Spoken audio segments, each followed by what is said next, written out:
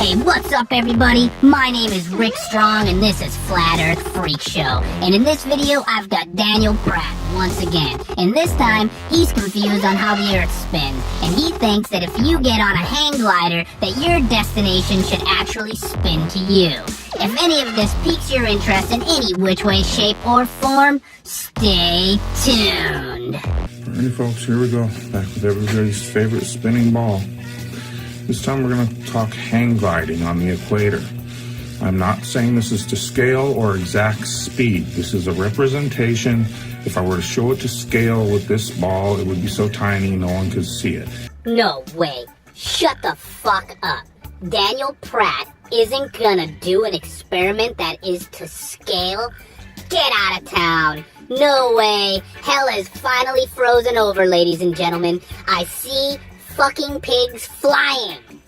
Anybody could do this on a computer model and show the exact same truth and facts, okay?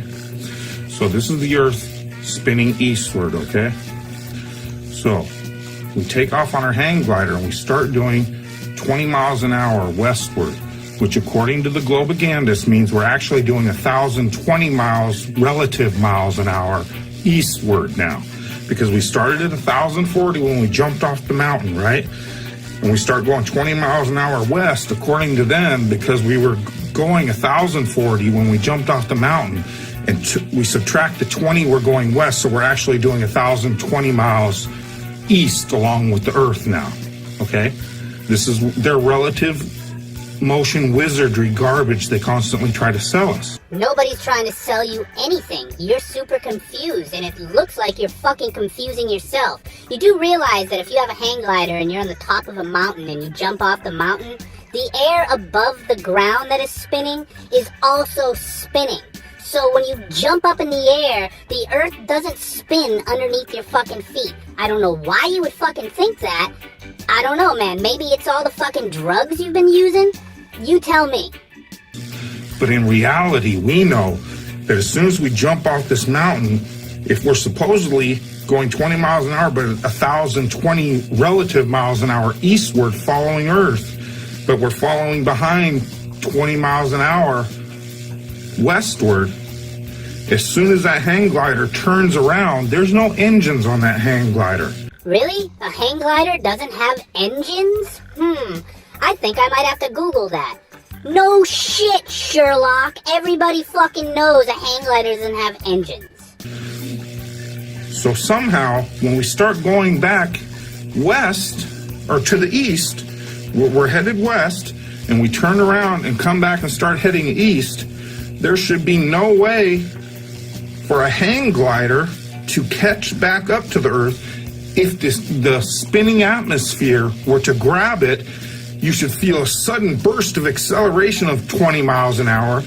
You should feel a sudden burst of acceleration? What the fuck are you talking about? When you look up at the sky, are the fucking clouds whizzing around your head 1,000 miles an hour? No. Everything is spinning. The air is spinning. The ground is spinning. The hang glider is spinning. So no, there would be no sudden burst of acceleration if you turned around and started gliding in the same direction as the Earth spin. You're just fucking stupid as fuck and can't grasp simple science. To get back to the speed of Earth in the atmosphere, the supposed spinning atmosphere, okay, I should do it over here, so here we are. Quite frankly, Daniel, it doesn't matter where you point your finger on that fucking ball to fucking prove your point. We jump off and we start going west 20 miles an hour, and then we turn around coming back east. We should get a sudden burst to get us back up with the speed of Earth. No, because the air is also spinning with the ground below you. Therefore, the hang glider is also spinning with the Earth. You don't just jump in the air and the fucking ground underneath you moves. That's not how it works.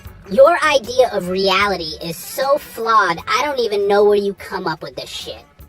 The fucking Earth spins once per day, which means that if you live at the equator, the surface of the Earth with you on it is moving around 1,000 miles per hour to the east, relative to the center of the Earth. Even at 45 degrees latitude, the Earth's surface is moving 700 miles per hour to the east. So it kind of seems like it should be faster for airplanes to fly west. I mean, duh, their destination is fucking spinning towards them, right? But wait, at the same time, however, they are spinning away from their destination. When we say that the Earth is going 1,000 miles per hour to the east, that means that the fucking ground and the airplanes on the fucking ground and even the air above the fucking ground are also moving 1,000 miles to the east. For an airplane to get anywhere, it has to start moving relative to the ground and through the air. So at like 100 fucking miles an hour or so, when it's flying east, it's actually moving 1,000 plus 100 miles per hour to the east. And when it flies west, it's actually moving 1,000 minus 100 miles per hour to the east. So yes, to go west, you go east, just slower than the Earth is going east. Unless you're like within 10 miles or so from the poles, in which case a brisk westward walk will take you legitimately west. And with that being said, planes do often take different amounts of time to fly the same route in different directions. But then we should just hover over whatever object we are. Why should we hover? Tell me why we should hover. Because that's what your fucking brain thinks we should do? Nowhere in science does it say any of this should happen. You are just making up your own fucking science and spewing it out on the internet like it's truth. Alright, Daniel. Let's sit crooked and talk straight. I've got a few questions I'd like to ask you. Maybe you'll be able to get back and answer them. Why do you think if you jump off a mountain with a hang glider that all of a sudden you are free from the Earth's spin? What is your main motivation for preaching a flat Earth? How did you discover or come to the conclusion that the Earth is indeed flat? How long did you have to keep your head up your ass in order to collect that much shit to spew out of your mouth? Well, everybody, this is Rick Strong, and you've been watching Flat Earth Freak Show. I hope you enjoyed watching this idiot spew out his nonsense, and if you like content like this, please hit that like button and do subscribe. I'm out.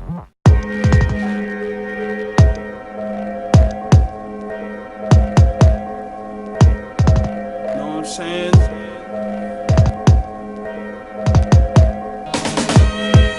Think you got it figured out by now.